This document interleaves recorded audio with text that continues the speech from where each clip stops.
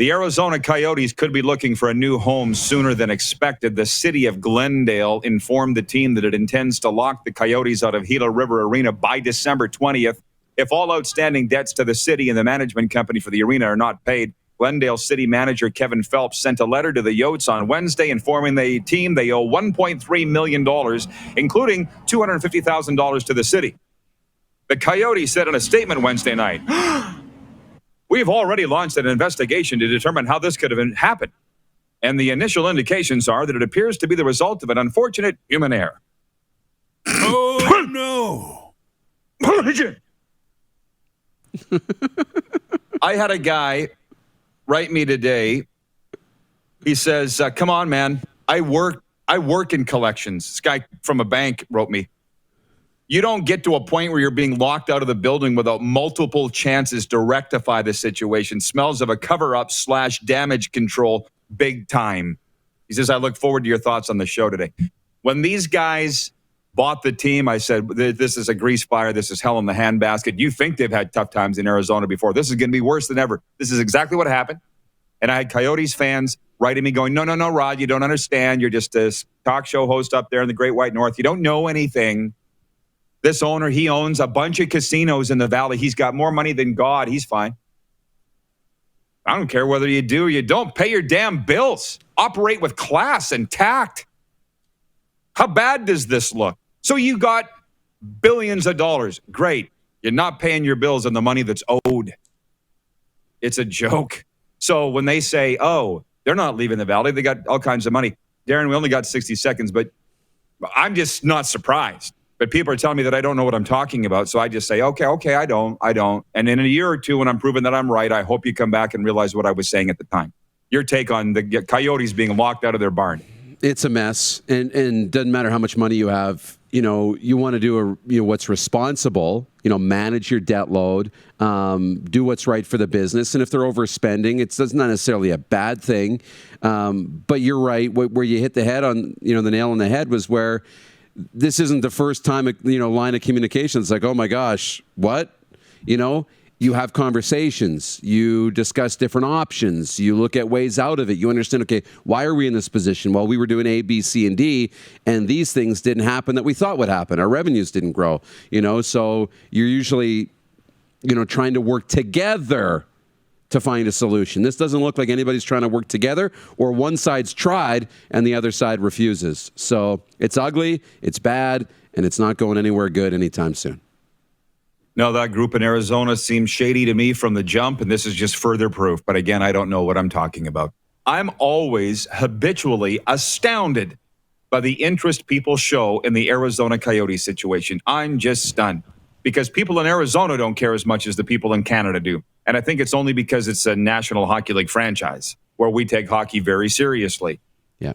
For those that missed it, and I might have deleted it from my morning from the warm-up, but basically the city of Glendale. No, I do have it here. The Arizona Coyotes could be looking for a new home sooner than expected.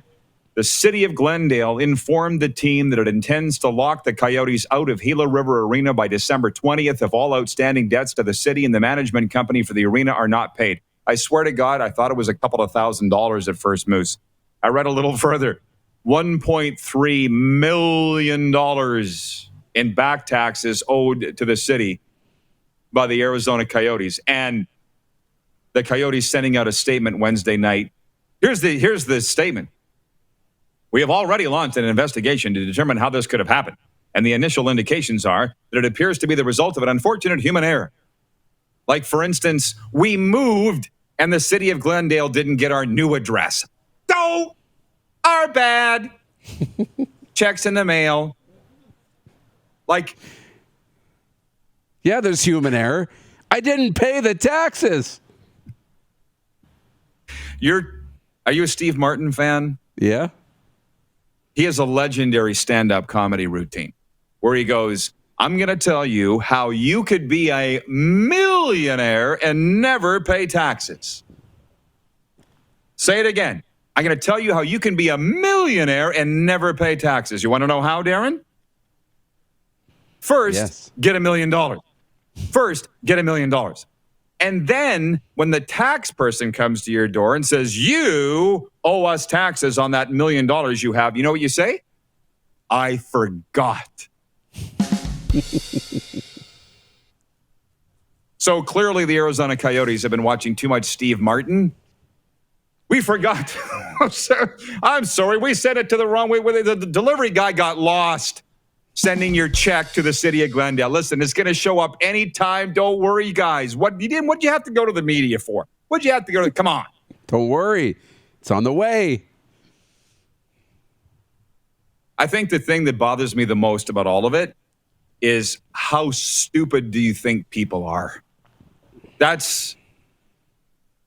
it's not just the Arizona Coyotes. I mean, sometimes I can't remember right now the specific incident, but there was something we were debating over the last month, some incident in hockey or sports, might not even have been hockey, but it was like, could this actually happen with a pro team? Could they actually think that? Yes, it could, because I've seen it happen over and over. Yes, they could be that stupid, or they could think that you're that stupid by making these statements. Well, this is human error. What do you mean? I had the collections guy that I read last hour, his text. He goes, I work in collections in the bank. You don't get to this point without multiple conversations and trying to bridge that gap and get some sort of payment. Like, so you give us $100,000, okay? And we'll back off for no. So I guess, and by the way, what got me on this was Nelson, our VP of Sim Event, says, does anyone actually know what happens if the Coyotes get locked out of their arena? I think my initial answer to that would be, well, let's wait till December 20th. My reaction is they go couch surfing, right? Think I can stay here for a few days? Like, can we stay here for a few days? Is it okay? Can we play a few games here? Right? I'll chip in for food and rent. Well, I don't know if other teams should be an accomplice, should be an accessory to this. How about the other 31 teams saying, hey, Coyotes, pay your damn rent. You're making us look bad. Because this show airs in, it's 1:11, by the way, Eastern. The Opportunity Portal is opening. Obviously, I've mentioned I've been getting really tired. Look at me, dear. I'm right here. I'm getting just annoyed with people because those Coyotes fans. I mean, what I love about this show, this show airs in Arizona on TDS cable, same cable carrier that carries us in Florida. And those viewers have written us, whether it be in the comments section or through email or Twitter. And they're like, Rod, you don't understand. These owners of the Coyotes, they've got billions of dollars. They own multiple casinos. And I'm like, I don't care how much money you have. You can still have money and still operate your team with integrity and professionalism. That's the problem. That I don't care how much money you have. That doesn't mean anything to me. But a lot of these guys, or as my mom used to say, guys with more money than brains. How about more money than class? Just pay your damn bills. But I guess my question to you is why is there such a fascination with the Arizona Coyotes, Darren? Like the last time we talked about this, it was like one of our highest viewed videos, remember? Yes. And it will be again. Why is that? There's fascination because those other big markets across the U.S. and Canada, and, they are Houston, Kansas City, Quebec City, and there might be a few others as well. They watch it intently because they want to see where the dominoes are going to go, where the chips are going to fall. If this doesn't work out and they get booted, are they going to come knocking? And are we going to get an NHL team move to one of those big markets? Is Houston that likely destination? So you get interest there. You get interest in Arizona because they don't want to lose their team. The actual fans, the few of them that are there, they don't want to lose their team. It's incredibly entertaining to watch, the NHL kind of hang on to this and push this through and, not want to give up on the dream that is hockey in the desert. So there's a lot of intrigue here watching this develop from multiple different angles. Everybody likes to watch the train wreck or the car crash. because I'd prefer not to follow it.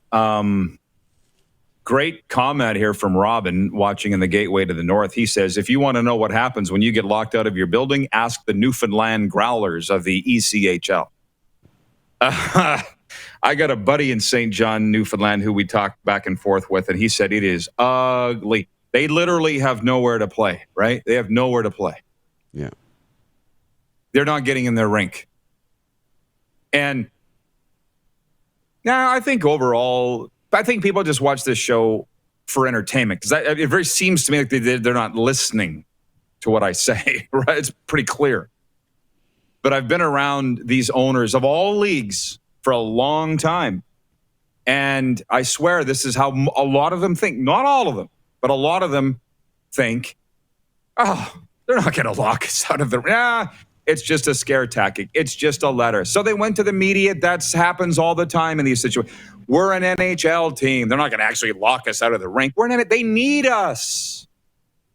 That's how they think, Darren. You understand that, right? And I just think there's a very good chance that the Coyotes will show up, Andre Tourigny, 2 hours before game time with his suit in a garment bag and rattle on the door and there's a padlock on it.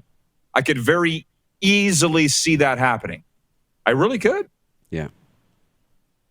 Well, Earl James, watching on YouTube, says the Coyotes were just seeing what they could get away with. He's probably right, because the people in Arizona are telling me that the Coyotes owners have the money. They just don't want to pay it. Wouldn't that be nice? I have the money, but I don't want to pay that speeding ticket that I got last week. Like, at what point is this right? I know. It's wild from an ownership perspective, because it's a completely different business.